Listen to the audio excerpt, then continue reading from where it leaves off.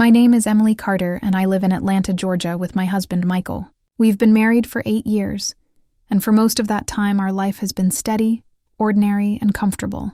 Michael is a businessman, always busy, while I run a small local art studio, teaching children how to paint and express themselves through color. For years, I believed I knew everything about him. Michael was quiet, intelligent, and composed. But sometimes, even the calmest souls hide storms within them. Storms they keep buried until they have no choice but to let them surface. It all began on a rainy Thursday afternoon. I was at the studio rinsing paintbrushes after a long class when my phone suddenly rang. It was Michael.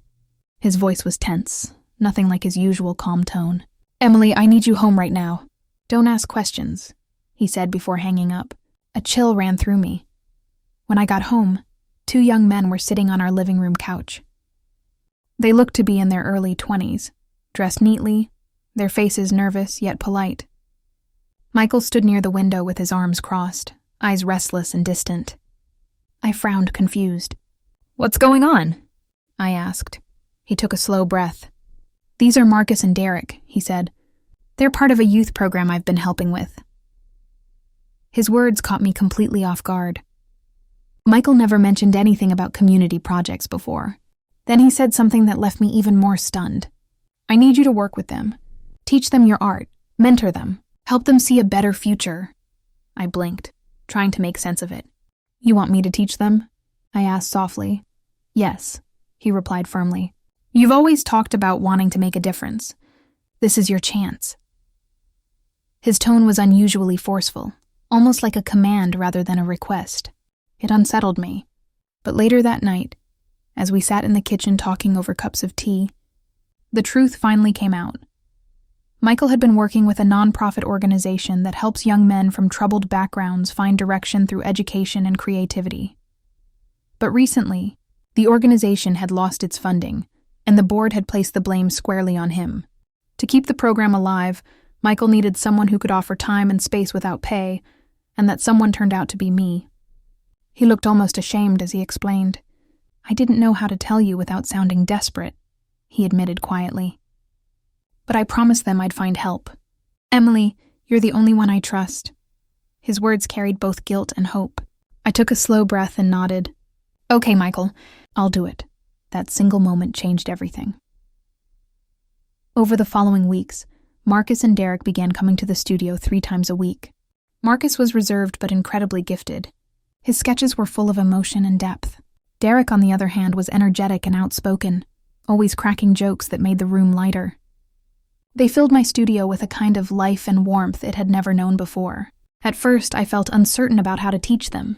Their lives were shaped by struggles I couldn't fully understand, and I didn't want to come across as someone trying to fix them. But art has a language of its own, a language that doesn't need translation. Slowly, the awkwardness faded. One afternoon, Marcus painted something that completely took my breath away, a portrait of his late mother standing in a field of sunflowers. When I asked what it meant, he looked at me and said softly, "It's where she told me she'd always be. I just wanted to see her again." Tears filled my eyes as I stared at the painting.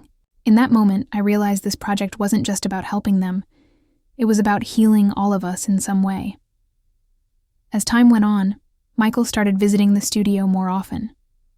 At first, he seemed proud of what I was doing, proud of what we were creating together. But gradually, I noticed something shift. There was a distance in him, a quiet heaviness behind his eyes. Sometimes he'd stand in the corner, watching the boys work without saying much. One evening, unable to ignore it any longer, I asked him directly, "Why did you really bring them into our lives?" He hesitated for a long moment before replying softly, "Because I was starting to forget what real purpose feels like.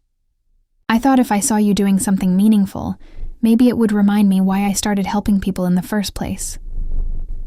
That honesty hit me harder than I expected.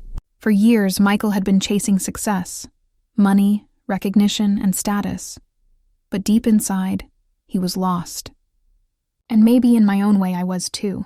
We had been living side by side without truly seeing each other. Then, one night, tragedy struck. The studio caught fire after closing hours. No one was hurt, but almost everything inside, our artwork, supplies, and memories, was gone. When I got the call, I sank to the floor and cried until I couldn't anymore. Marcus and Derek rushed over as soon as they heard, and so did Michael. Together we stood in front of the charred remains, ashes where color and laughter used to live. Marcus looked at me with quiet determination and said, "We can rebuild. Miss Emily, you taught us that art comes from pain, right?" His words hit something deep inside me. That single sentence became the heart of everything that followed. We started again, this time in an old community hall with cracked walls and uneven floors. Word spread quickly, and soon more young people began to join us. It wasn't just an art studio anymore. It became a family, a place for healing, for second chances. Michael threw himself into the work too, mentoring other men who had lost direction, just like he once had. For the first time in years, we were truly connected, not just as husband and wife, but as two people rebuilding purpose from the ruins of what once was. A year later, we opened the new studio with a big, proud sign that read, "The Carter Hope Center, a place to begin again."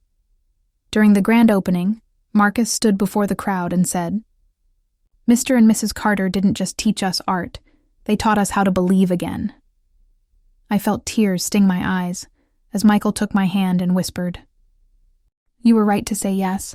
I smiled softly and replied, "No, you were right to push me." That night, as the lights shimmered above the celebration, I finally understood what he had meant from the beginning. He hadn't forced me into something uncomfortable. He had guided me toward rediscovering compassion, purpose, and connection. Sometimes love doesn't whisper gently.